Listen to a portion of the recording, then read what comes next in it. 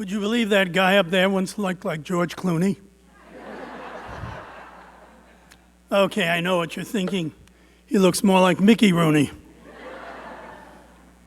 Oh yes, I know what many of you are thinking. You're saying to yourselves, what am I doing here? My job is to teach or process forms, not listen to these old fogies rattle on about the glories of their past. And you're right.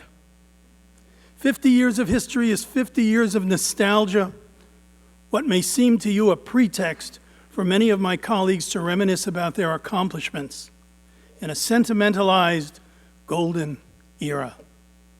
You know what I mean. The past rising like sunlit clouds over a landscape of a never-never land of farms and rivers in a green valley.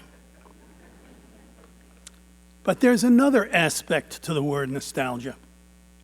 Nostalgia remembers the past to show it can be done in the present and the future.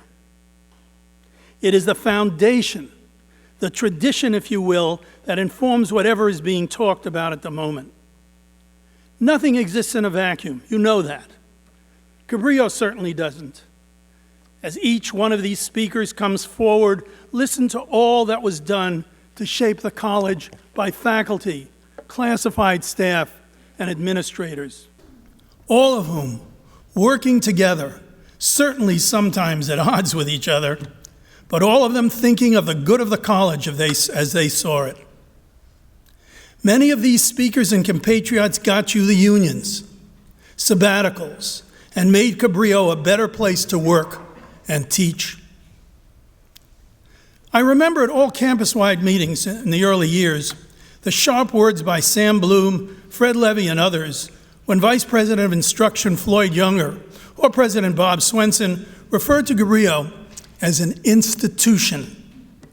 No, they said, it's an opera company of diverse people. In other words, it's a family.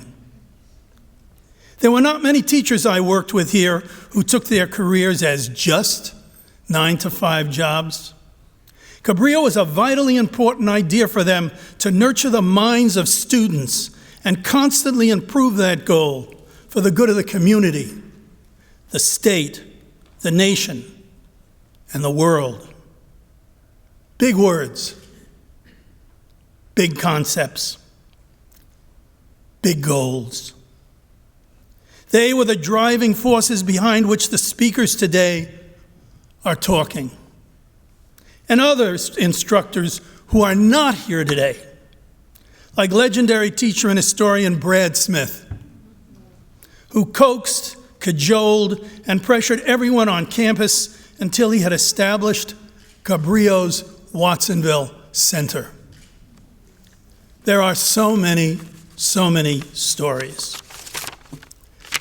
For me, however, it was always the human factor. Cabrillo was family.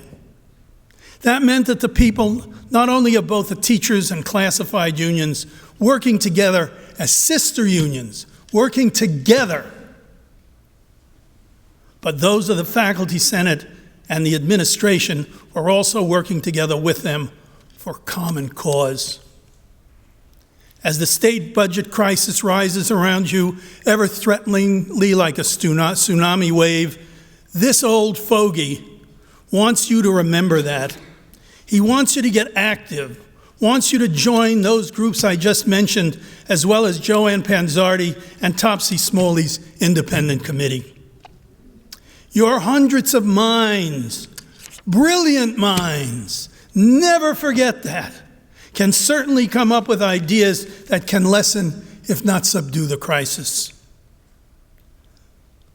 So listen to today's speakers. Get inspired. Remember, nostalgia is here, now, directing us into the future, if we accept the challenge.